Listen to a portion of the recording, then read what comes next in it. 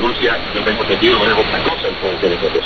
Claro, pero solamente un comentario, aunque quiero sumar a esto ahora, además de Rusia, a China, ¿no? Yo pienso que el propósito tanto de Rusia como de China es molestar un poco a la administración de turno en Estados Unidos. No sé qué piensas tú.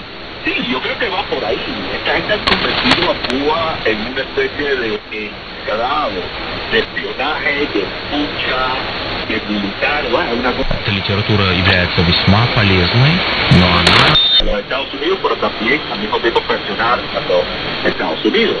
Lo que pasa es que, bueno, la perspectiva de ellos es totalmente geopolítica. La perspectiva de Cuba es de supervivencia y se ponen a hacer un juego con potentes que luego pueden arreglar sus asuntos. De alguna manera, si puede suceder lo que ya sucedió que sucedió, que una vez que las potencias se arreglan, llegan a un determinado acuerdo, bueno, le dicen a los estados vasallos, bueno, ustedes tranquilos ahí y que nosotros ya hemos resuelto lo que necesitamos resolver, ustedes quédense ahí y a ver cómo ustedes pueden resolver sus problemas. Eso es lo que pasó con la crisis de los misiles.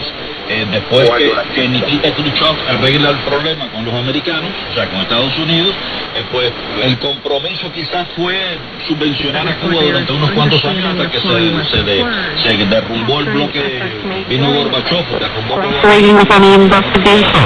repairing those relationships with stakeholders and or expressing public gratitude to the stakeholders that were supportive of the organization during the crisis. Organizations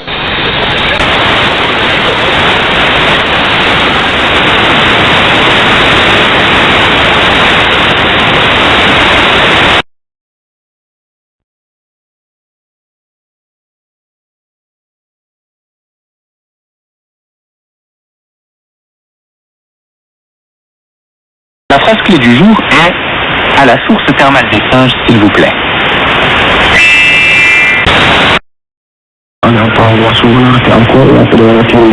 Sur de cette phrase, vous pourrez dire au taxi où vous voulez aller. Voici la signification. Veut dire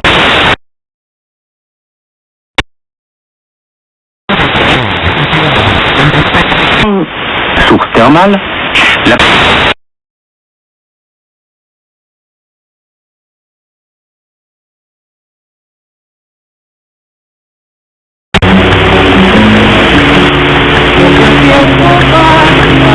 them are building a makeshift pontoon bridge out of tree trunks.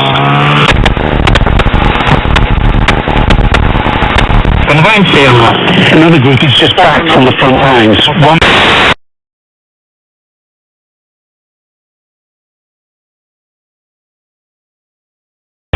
we even cover various incorrect winds of doctrine Satan has. Just wondering if I could ask you to elaborate on something I've heard you talk about a few times on the radio, but it seems like every time I tune in to you, I just barely hear you. I just catch the end of it, and I've never heard you elaborate on it, and I've never heard it in the scriptures before, so I don't know where to look to find it.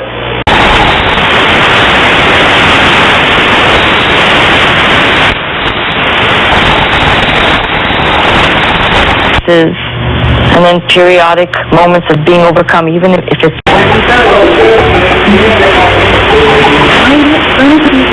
Mucho retoque. Hace tiempo lo ha dicho el secretario de Estado. Is fairly limited. Don't forget, you also run into this problem in the winter when... I'll give you an example again, okay? If you read in the first chapter of the book of Genesis, you'll find out where God said, let us make man in our own likeness, in our own image.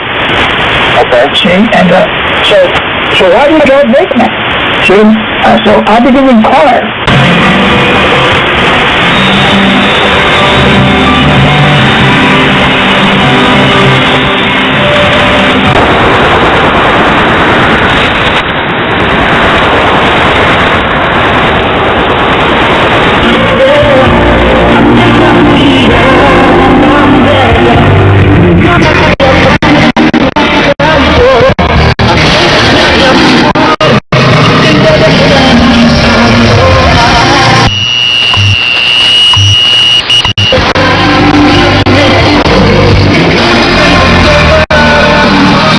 Reject the Sabbath, which points to the sign of God's creative power, and then they turn from the truth.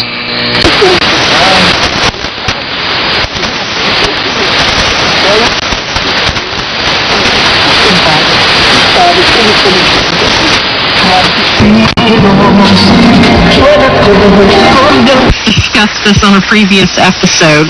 Warning signs or organization could have a crisis. So I just recommend all listeners to go back and listen to that episode about collecting the information. Analyze the...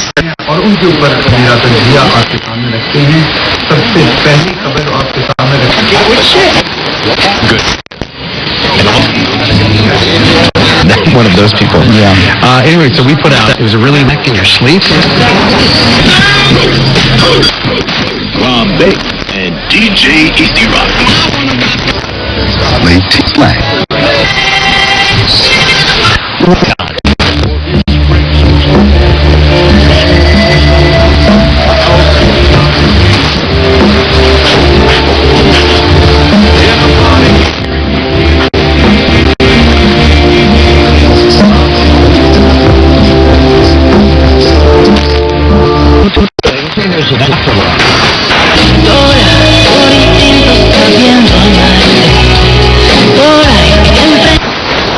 Things that are being accumulated are going into joint accounts. Talk to an attorney about trust creation. So there are things to do, but... With him saying, I don't believe... A period of time. Star on the Australian... St. Clair College in Windsor and Shannon have open programs available. Out in the jungle and all the Second. Que esté pesada, sigue orando, gloria a Dios. Que...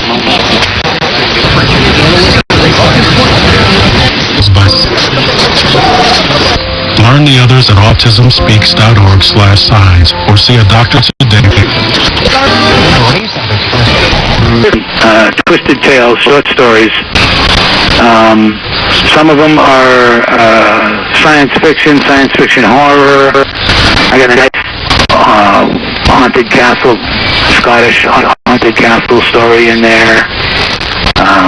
Genetic manipulation, all kinds of weird little things. I did 13 of them, and I dedicated one to Rick.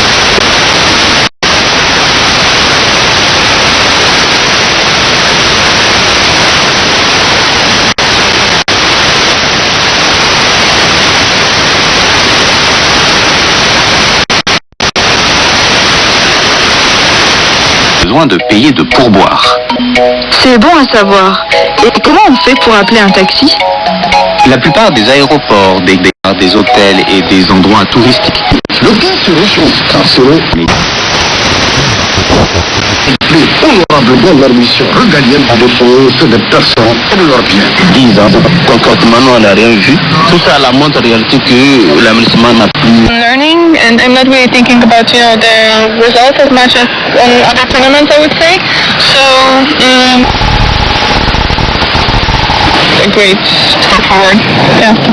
Yeah, that's the world number one English Frontex speaking to the BBC's Russell Fuller. She opens up her campaign against China's Yu Lin on court number one a little bit later on. Away from tennis, let me give you some other headlines. Liverpool have signed Hungarian midfielder Dominic Szoboszlai for $76 million from RB Leipzig. Patrick Vieira has been appointed manager of League One club RC Strasbourg on a 3-year contract. He was sacked by Crystal Palace last season. In Formula 1, Red Bull's Max Verstappen continues his form towards a third world title with a dominant victory at the Austrian Grand Prix. It's his 5th win in a row, 81 points clear of team Sergio Perez. 2-match lead in their best-of-5 series Ashes against England in the men's, following a 43-1 victory at Lord's. The crowd were pretty upset after Johnny Bairstow was run out in what they describe as a breach of the spirit of the game by the tourists. The first test. They're saying, and they're carrying it actually back to their car now, so I guess it must be safe. There are mines everywhere, says one of the soldiers with the call sign Dimitro. They scare me more than anything. 2 of our most experienced men lost a leg each this week. We're going to leave now. We've been here too long. There are Russian drones in the area, so time to move.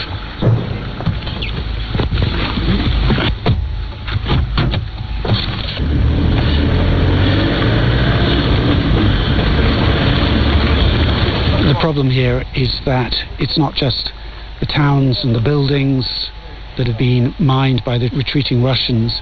It's the whole of the front line, huge fields for kilometers that have been turned into minefields.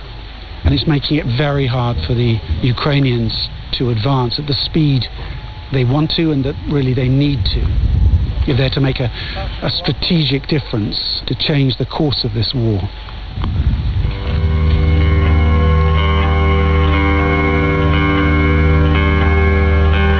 Eerie music accompanies new footage from a Ukrainian army drone. It shows soldiers trapped in a Russian minefield. You can see the explosions and the dark craters. At least 3 soldiers are shown in the act of stepping on mines. It's gruesome to watch, a bird's eye view of war.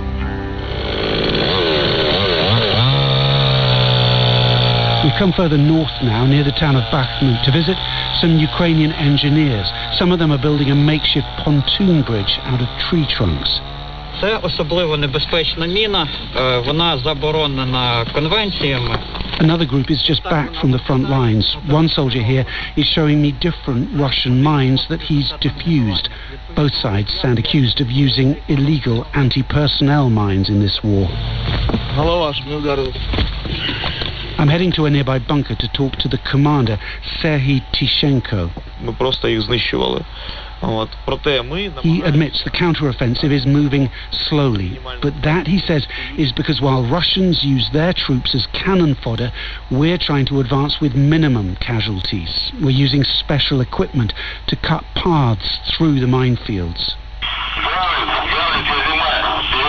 Just behind the front lines, a soldier plays me a recording of intercepted Russian radio messages. There are signs of collapsing morale. This one talks about 50 Russian soldiers abandoning their positions.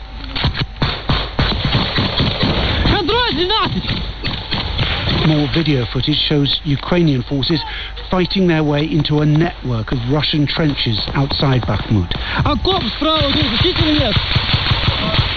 In the minefields, every step is a risk, but the counter-offensive is moving forwards nonetheless.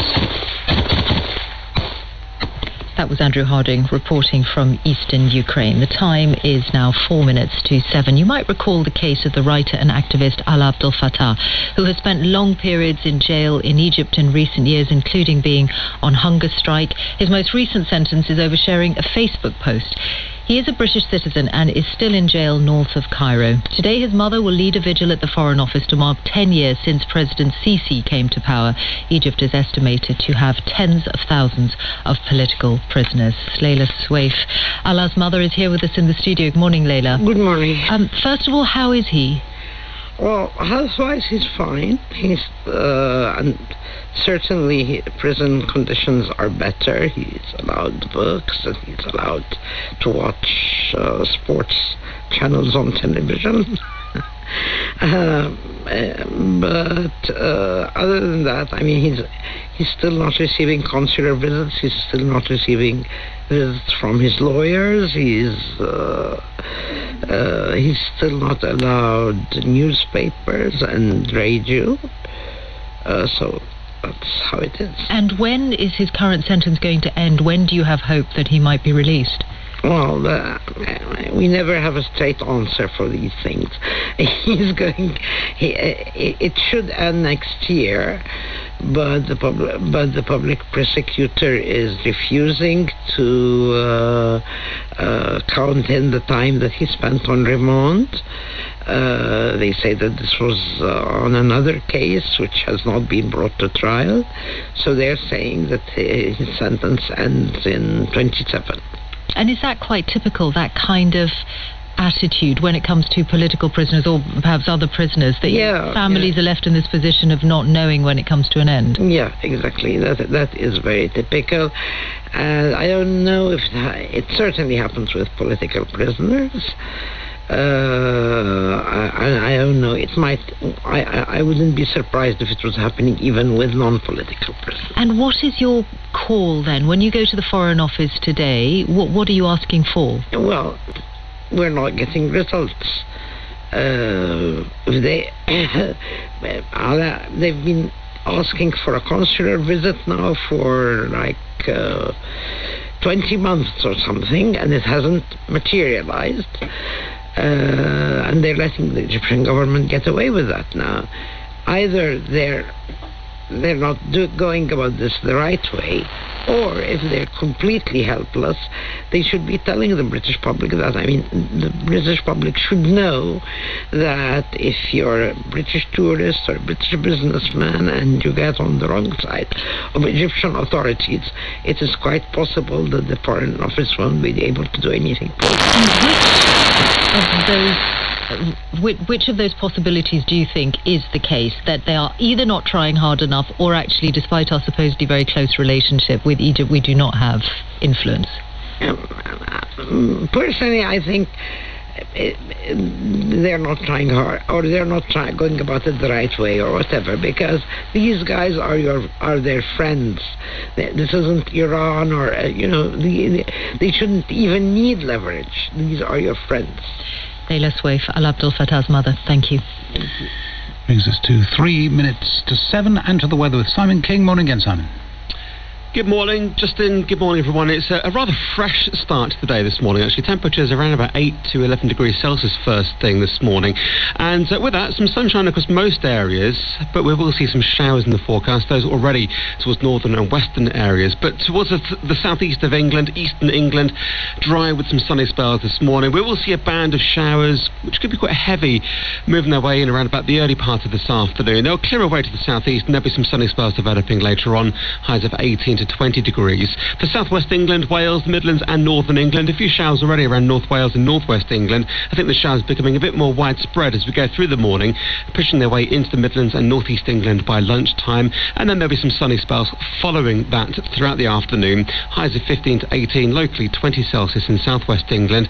And for Northern Ireland and Scotland today, sunny spells and showers throughout really for central and southern Scotland and Northern Ireland, but more persistent rain, I think, likely for the far north of Scotland today. Highs of about 14 to 16 degrees. But we'll keep this rather fresh northwesterly wind for the next few days at least, keeping temperatures at or below the average for the time of year. But it will turn warmer as we go into the end of the week, especially in the southeast. Simon, thank you. It was born on the 5th of July, 1948. And described as a great and novel undertaking at the time. Now it's 75 years old. Has the National Health Service aged well? Radio 4 and 5 Live mark the occasion with a check-up on the health of our NHS. Including documentaries across Radio 4 exploring the challenges it faces. And tomorrow, 5 Live hears people's experiences of healthcare in the UK, with special programming from 1 in the morning through to midday. NHS Health Check at 75 across BBC Radio 4 and 5 Live. including at 9 o'clock this morning with Kirsty Walk when she starts the week with her guests discussing the past, present and future of the NHS. In the next hour of this programme, we'll have the General Secretary of ASLEF talking about the coming disruption to rail, and also David Gower on what happened at Lord's yesterday. You're listening to Today on BBC Radio 4 with Michelle Hussain and Justin Webb.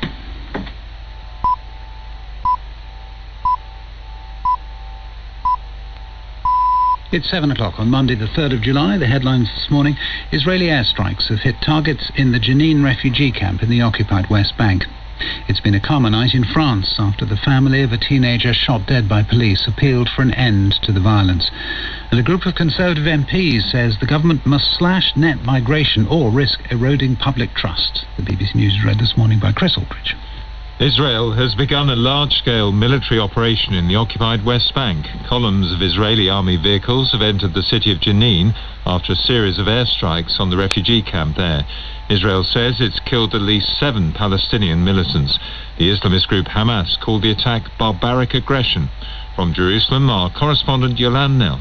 This does seem to be one of the most extensive Israeli military operations in the West Bank that we have seen in years, really. It began in the early hours of the morning with an airstrike. There are now reports from locals of up to 15 airstrikes. The first one, the Israeli military said, was carried out by a drone to target an apartment building in the center of the large, overcrowded camp there. It's home to tens of thousands of people. There have since been gun battles that have broken out with the local militants.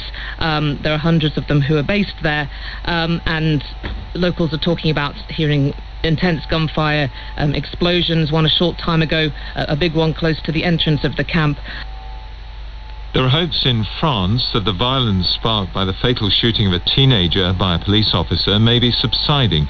Around 80 people were arrested last night, compared with more than 700 the night before. Yesterday, the family of the teenager called for an end to the rioting. Our Paris correspondent Lucy Williamson has the latest. 45,000 police and gendarmes were on the streets of France again last night as violence begins to ebb. But the apparent drop in unrest also follows calls from Niall's family to stop the rioting. Speaking on French television over the weekend, Niall's grandmother Nadia said the rioters were using her grandson's death as a pretext. Don't smash windows, she said. Don't attack schools or buses. It's the mothers who take the bus and walk outside. The BBC also spoke anonymously to a member of the family who said they had never called for hate or violence and that everything should calm down. The ramming of a mayor's house with a burning car over the weekend has triggered widespread outrage, with the Prime Minister's office calling it intolerable and France's Interior Minister describing it as a heinous act. A group of Conservative backbenchers has warned the government it needs to take urgent action to cut immigration or lose public trust. The group, called the New Conservatives, wants to bring annual net migration down from around 600,000 to just over 200,000. The MPs say a scheme that grants visas to care workers should be closed, and that the number of refugees who can settle in the UK each year should be capped at 20,000. One of the group, the Ipswich MP Tom Hunt, told the Westminster Hour here on Radio 4 that the current system had to change.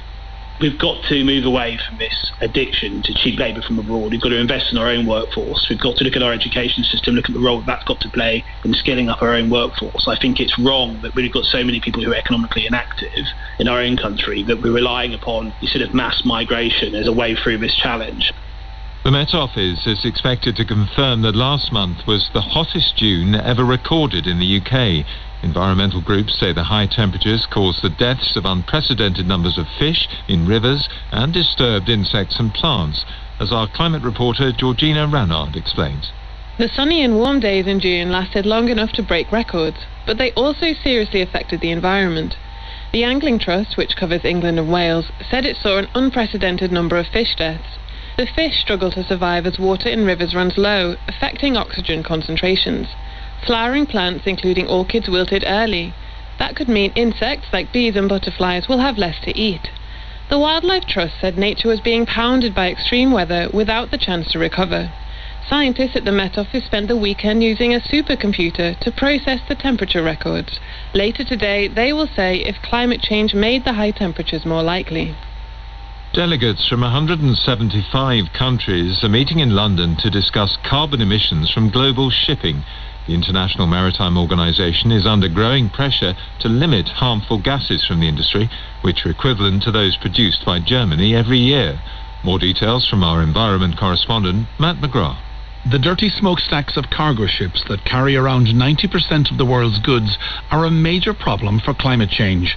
The highly polluting fuels these ships burn contribute some 3% of global emissions of warming gases. Right now, the shipping industry is aiming to halve this carbon pollution by 2050, but scientists say this is out of step with the goal of keeping global temperatures in check. At this week's meeting in London, many countries will support a new net zero shipping emissions target for the middle of the century. Campaigners argue that even more important than a net zero target is a goal to slash emissions by the end of this decade. They say this can be achieved at minimal cost by slowing ships down or by switching to greener fuels. There's a warning that the UK could be in for another winter of high energy bills. The head of the International Energy Agency, Dr. Fatih Birol, told the BBC that competition on the energy markets, coupled with a harsh winter, could force prices skyward. His remarks come after the chief executive of Centrica, which owns British Gas, warned that bills would stay high for the foreseeable future. Dr. Birol said the government may have to step in to help customers again. In a scenario where the Chinese economy is very strong, buys a lot of LNG from the markets, and we have a harsh winter, we may see strong upward pressure on the natural gas prices, which in turn will put extra burden on the consumers. There are growing calls for NHS whistleblowers to receive more support. 25,000 people came forward last year to raise concerns about failings in the health service, a new record. Some of them have told the BBC that speaking up has affected their careers or damaged their mental and physical health.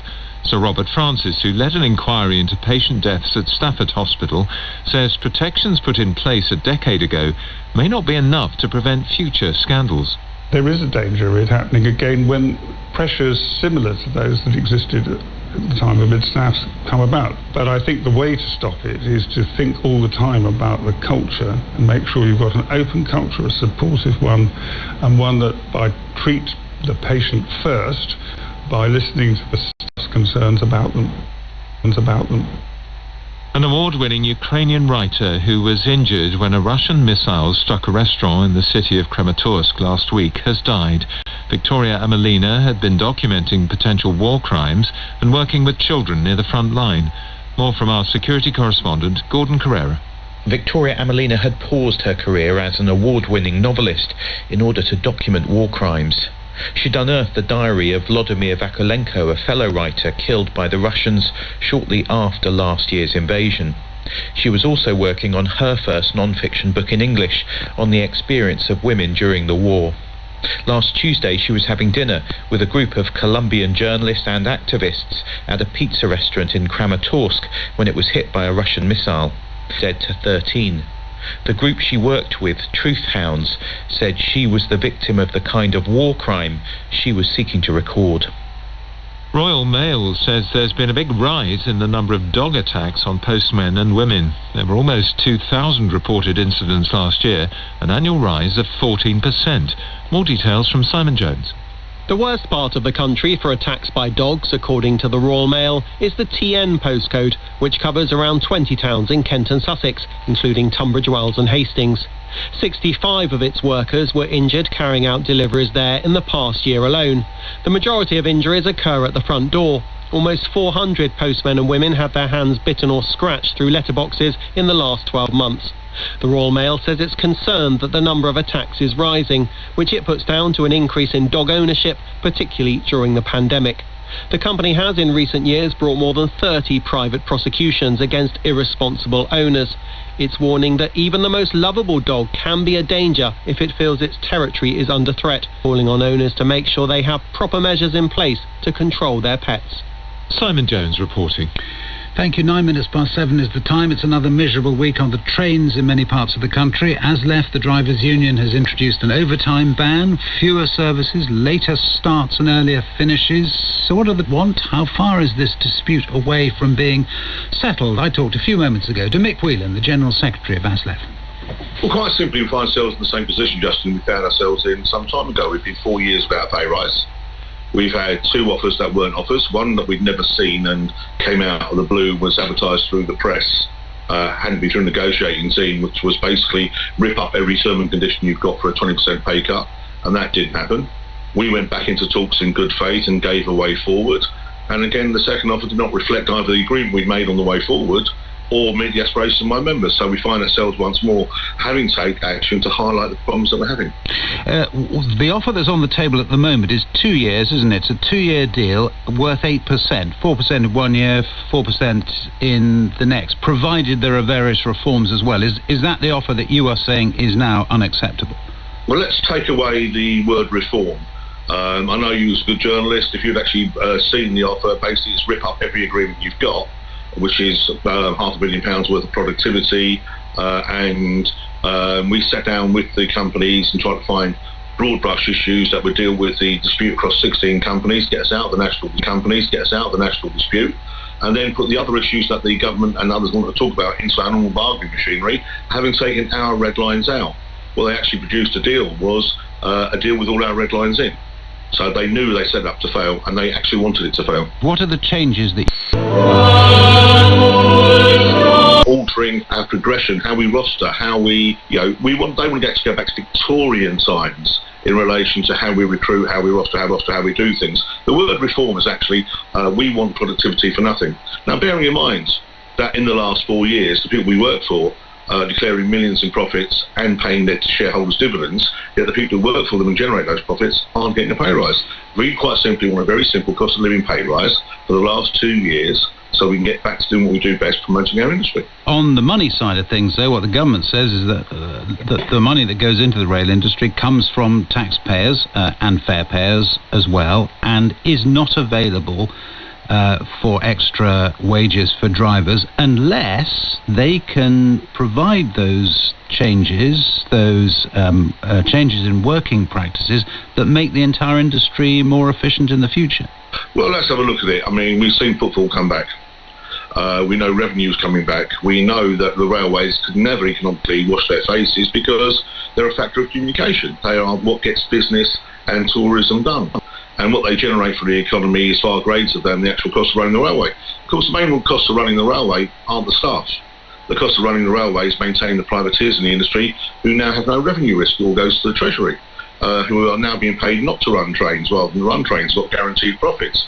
The revenue comes from the Roscoes, who lease the trains to the industry. The trains that miraculously the government buys to somehow end up in the hands of the privateers and lease them back at extortionate rates. You say footfall is back. Here's the potential problem, though, for you, and that people just get used to all of this disruption, you and the RMT as well, and just find ways of working around it, use trains less, and that actually the industrial muscle that in previous years you might have had, post-COVID, you just don't. Well, unfortunately, that's not true, is it? On the days where we've taken strike action, the whole railway shuts down. And, we are one of the 4 factors of production that gets people from A to B, as I've said. But the reality for us is we don't want to be doing this. There's nobody who actually wants to lose money. There's nobody who actually wants to go on strike.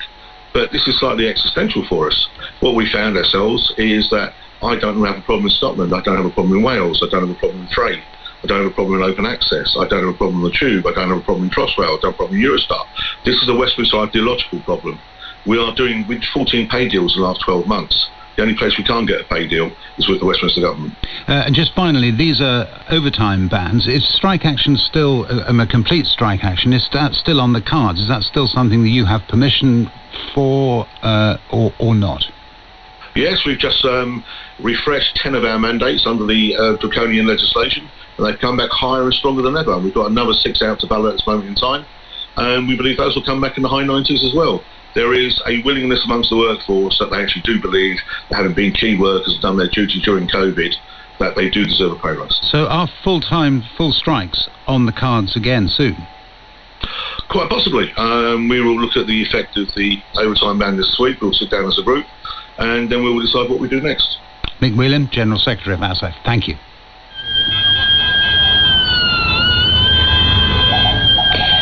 That has been the sound of the Israeli military operation that's been taking place in the occupied West Bank. In the last few hours, it was focused on Jenin, a densely populated area, and it began with drone strikes. As things stand this morning, at least 3 Palestinians are reported to have been killed, and there have been columns of Israeli army vehicles seen entering the Jenin area from multiple directions. Israeli journalist, independent journalist Noga Tarnopolsky joins us now from Jerusalem. Noga, how is the IDF, the Israeli Defense Force, portraying what it's doing and the purpose of it? Hi, good morning.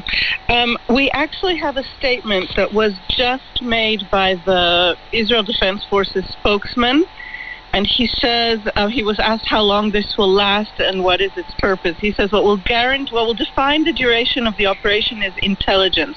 The purpose is not to occupy Jenin. The operation is certainly not against the Palestinian Authority or its military services. And then he adds, there were over 50 shooting attacks that came out of the Jenin refugee camp, and that's what we're acting against. Well, what's the bigger picture, Noga, to what's been happening? Because there's been previous action recently in Jenin. There have also been more incidences of settler attacks. You have a national security minister who's a far-right politician. What is the wider context to all of this? I think that there are several wider contexts, and they're creating a very complex picture. And everything that you just listed is in it. And so Jenin, over the last, I would say, number of years, possibly 4 years or so, Jenin has become a city basically under the aegis of the Palestinian Islamic Jihad. It's a movement that's been fighting another Palestinian militant movement, Hamas, in Gaza, and the place where they've really made a foothold is in the West Bank city of Jenin. In recent months, there have been the terror attacks that have been aimed at Israelis within Israel or in the West Bank have mostly, by and large, come from Jenin. In addition, as you say, there is a very volatile Israeli government now in place with extremist, I cannot exaggerate how much, extremist ministers, and a prime minister who is on trial and under immense pressure from these elements of his government, and probably just regular pressure himself because of his trial. And so he constantly needs to prove himself. I don't want to come straight out and say, I definitely am not saying that this operation of today, which from the military statement seems to make it clear this is not they're not planning on it being a long operation. It sounds like a pretty brief thing the way he said it. I would want to say that this is because of political pressure, but in the background, you have a government that's exploding. And today, the protest movement against Mr. Netanyahu's efforts to try and take over the judiciary within Israel planned to basically completely ban entry or exit from the international airport of Ben Gurion. They woke up this morning and they had blocked Haifa port, a very major port. So Netanyahu has reasons, if he wants to distract the people, to want to do that. Noga Tarnopolsky, thank you very much. 18 minutes past 7, as we've already heard this morning, the head of the International Energy Agency has said energy prices could spike again this winter. Sean is back with more. Yes, I was talking to the IEA's executive director, Dr. Fatih Birol. He was saying how a resurgent Chinese economy, if that combined with a harsh winter, that could lead to governments needing to step in to help households with energy bills again. Let's have a look at the scene here in the UK. Emma Pinchbeck is the chief executive of Energy UK, which represents British energy companies. Morning, Emma. Good morning, Sean. Will households be able to afford bills this winter? We're expecting bills to fall this winter. In fact, the price cap changed 2 days ago, so bills will be around £2,000 a year.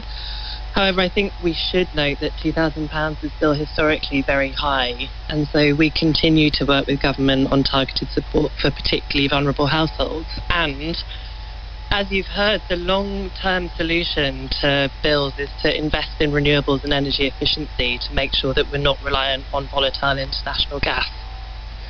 So the medium-term, longer-term solutions for energy stability, we've had a bit of conversation in recent days about storage as well, and who should be paying for increased storage in the UK. Where do you think the money should be coming from for all of those plans? The energy sector in the UK has always been a partnership between government and industry. If we look at the net zero transition, we're expecting it to cost around £50 billion a year in the 2030s, and we know that 75% of that or more is going to come from the private sector. The rest of it will come from government in the form of investment, and that's really the way it should be with large infrastructure planning. The message for consumers is we expect that investment in more infrastructure and renewables and energy efficiency and alternative technologies to deliver cheaper bills in the long run than carrying on with business as usual. And that's why it's so important that we move quickly, particularly with increased international competition for these technologies.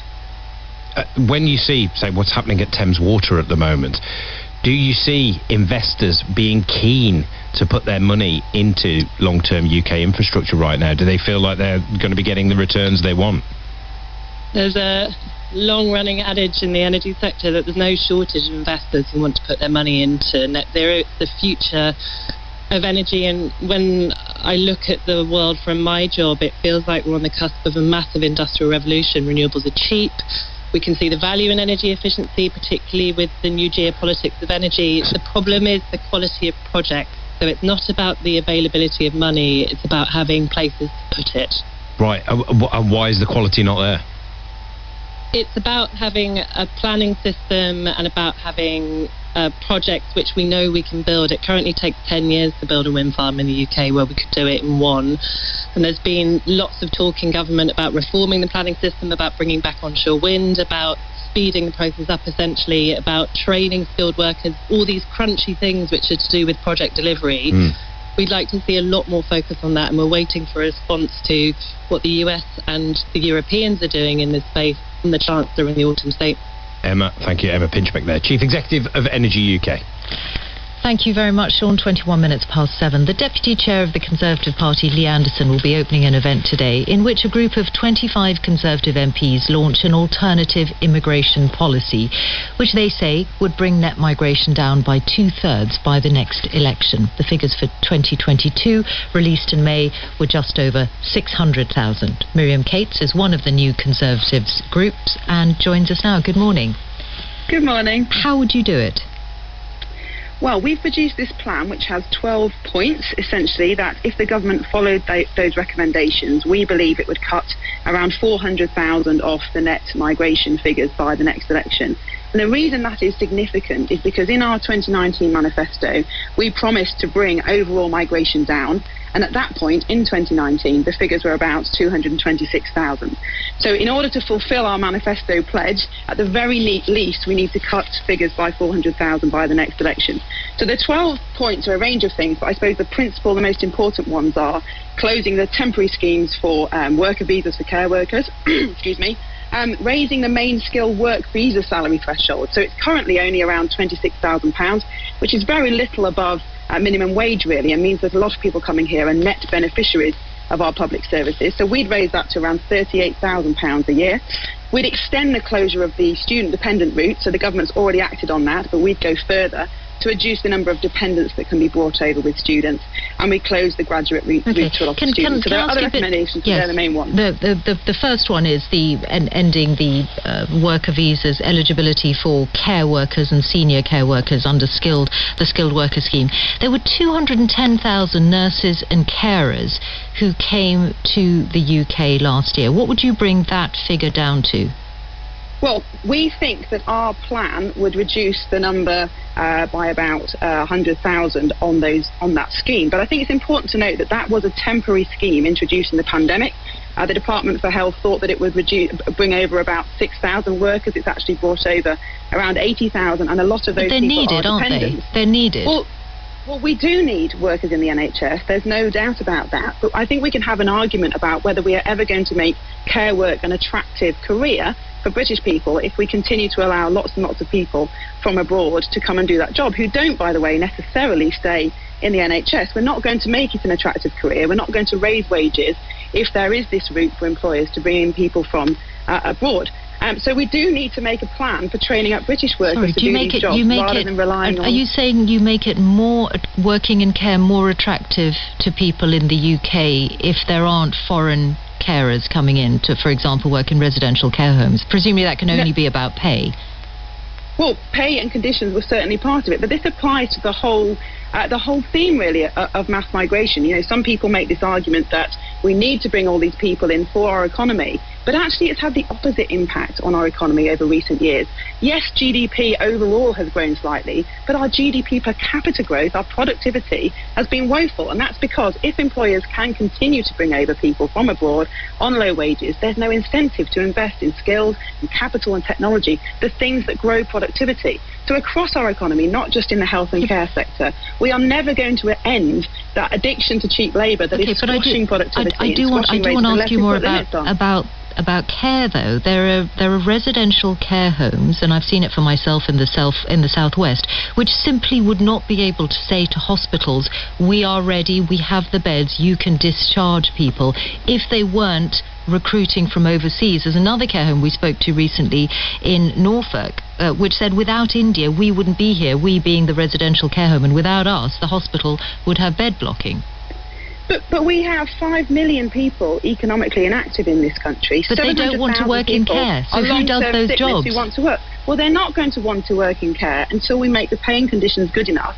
And the only way we're going to do that is to cut off the supply of cheap labour. So what should the hourly rate, let me ask you, if it's about pay, what should the hourly rate of a worker in a residential care home be? The analogy of during the pandemic when we had an HGV driver shortage, and lots of people called then to say we must issue more visas to abroad to get more drivers, but we didn't. We made supply side reforms, so more training, more testing availability. What would you pay a carer per hour? Just let me finish, because this is a really important analogy. We made these really important changes, and guess what? Haulage firms put up their wages. They attracted more workers. It solved the problem without issuing visas to abroad. That's exactly the same economic and market principle that we need to apply. So what should a care home pay? I don't know, Michelle. It depends. You haven't what is thought required. about it? Well, what do you think we should pay? You know, we could have an argument about what we should pay for all different sectors in which there are shortages. But you would reduce health and care workers by half the numbers that currently come in from overseas. No, I would reduce the number of visas available to make employers invest in this particular care worker scheme that we're proposing to end, that was introduced for the pandemic and has been massively extended again and again. We're proposing to shut that route so that employers look at recruiting local young people skilling up people for a career in care work.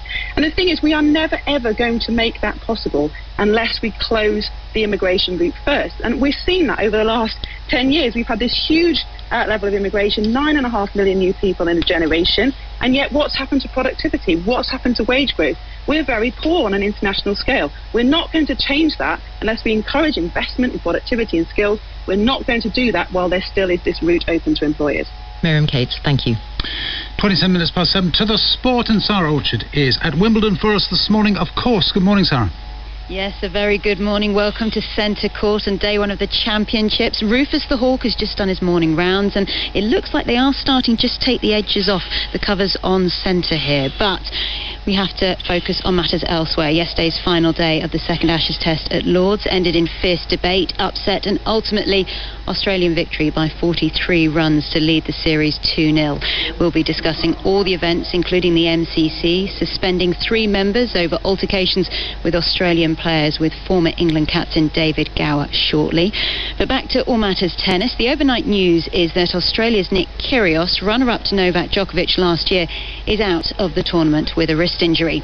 6 British players are in singles action today, but fans will have to wait until tomorrow to see British women's number 1 Katie Boulter after she won her first WTA title at the Nottingham Open 2 weeks ago.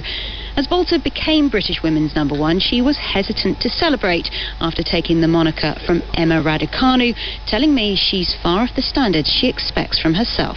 Being British number 1, I have a lot of pride, and I've always wanted to reach that spot, but at the same time it wasn't my main goal. It's never been my main goal. My number 1 goal has been to get my ranking up and to achieve the potential that I think I have. I really enjoyed the moment, but I really want to push on and get a lot of wins so that I can achieve my main goal. I saw you mention, I think on one of your social media posts, how you really wanted to push up maybe closer top 50, top 40, top 30. Is that still what you want?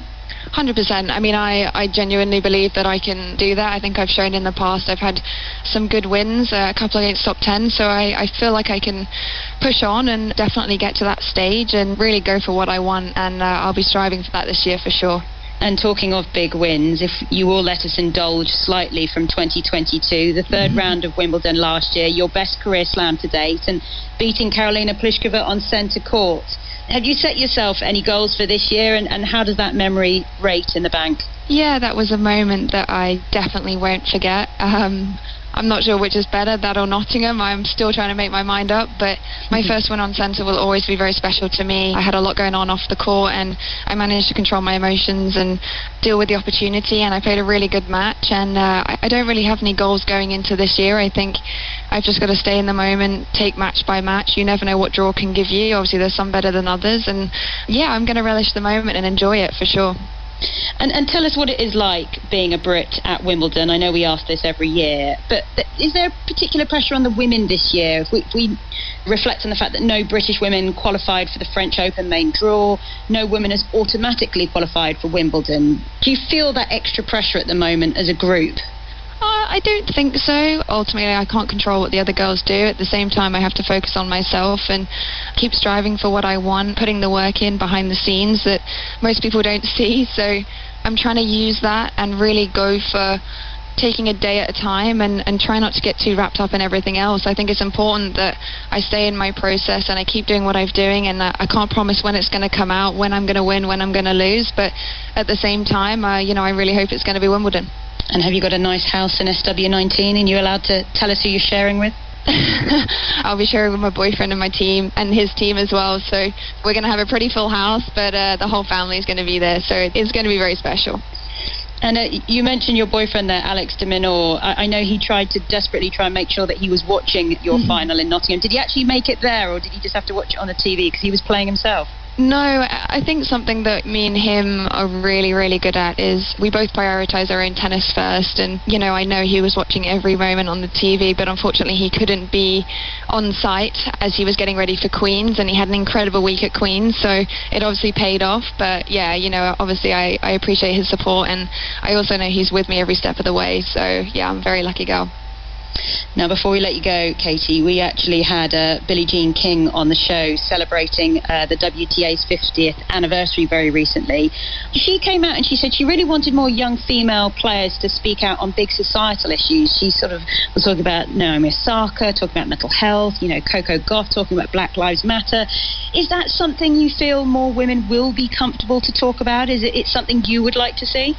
Yeah, 100%. I mean, I completely agree with her. I think it's great to see these young women coming out and being strong and powerful, and I think, I like to emulate myself on that stereotype as well. And the young girls, I really hope they get into tennis and they enjoy it and they want to be a part of it, but also we all are very realistic that there's other things going on in the world that are more powerful and more important than tennis. So yeah, it's great to have a voice. Well, thank you so much for your time, Katie, and good luck at Wimbledon. Thank you so much. Thank you. That was British number 1 Katie Boulter. Finally, today's racing tips. Southwell 3 o'clock, number 1 Duke of Luckley. Pontefract 4:25, number 7 Ottoman Prince. Sarah, thank you very much, and here's how you can follow the tennis. Steffi Graf, the defending champion, just waiting for hush. Gives the ball a couple of bounces. Nadal serves at deuce. It's a lovely little loss from Alcaraz. Slice forehand from Williams. Martina comes to the net. It's outstanding defence from Murray.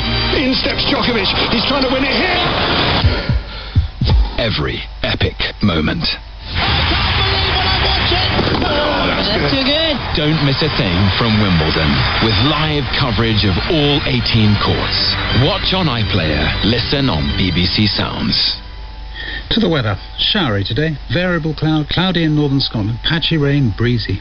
In the next few minutes, we'll be looking at France and the sense that this is now a law and order as well as a justice issue. And also we'll be talking to David Gower about yesterday at Lord's. You're listening to Today on Radio 4. Michelle Hussain and Justin Webb. It is 27 minutes to 8. Chris Aldridge has a summary of the news.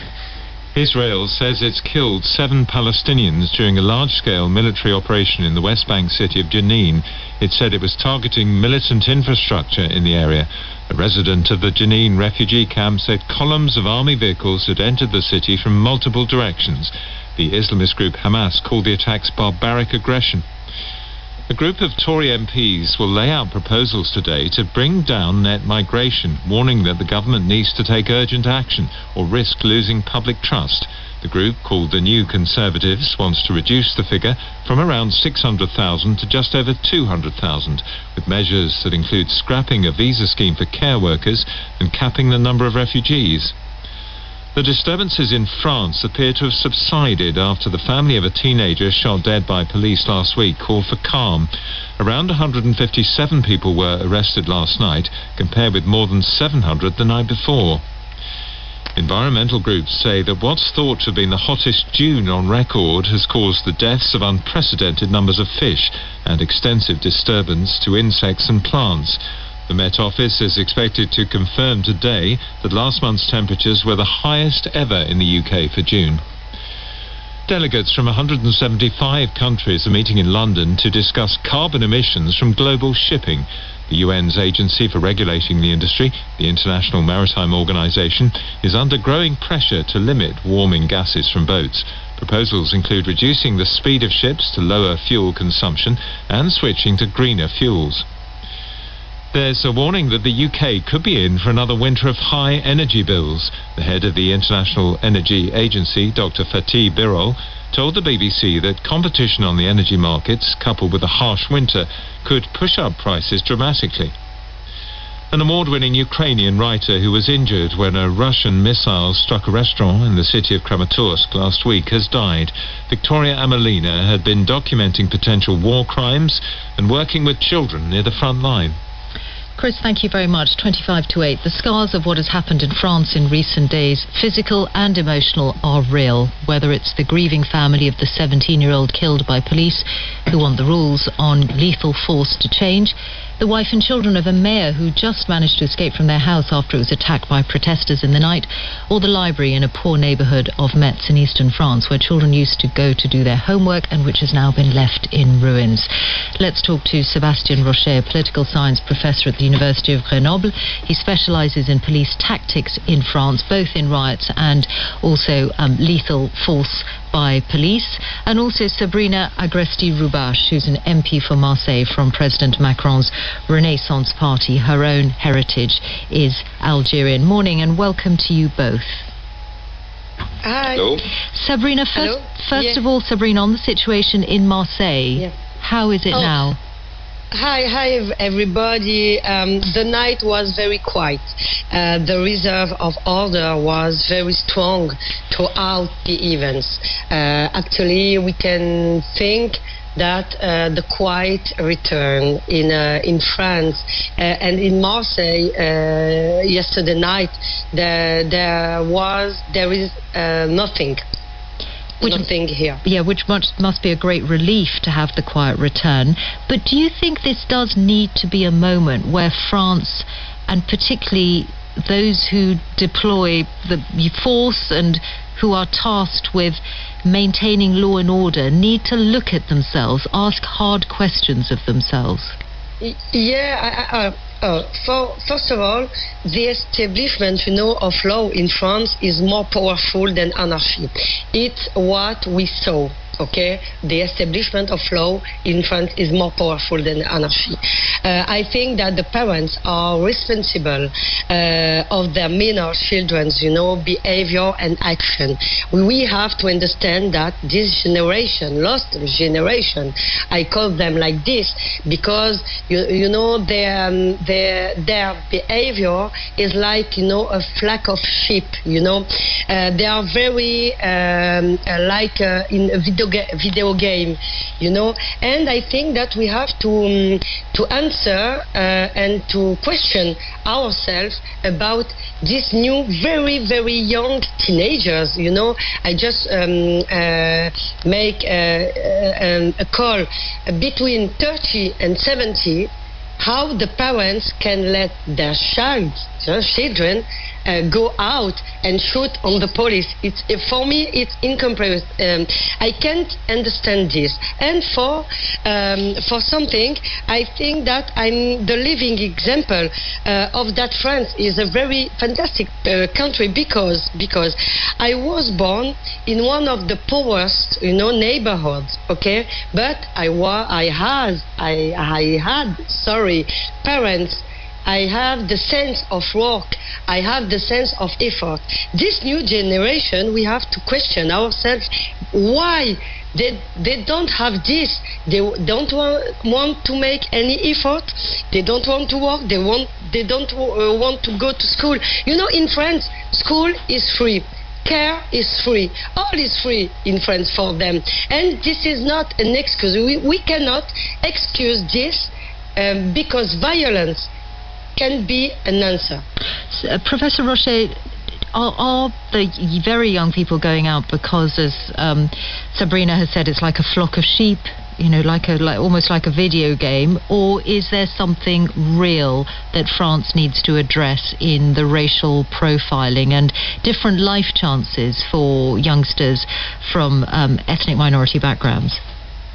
Yes, I think we have a big problem in France with racial discrimination by the police in the schools.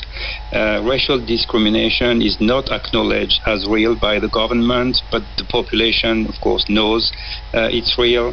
The tactics of the government and elected officials today is blame avoidance, like look everywhere else but don't look at us.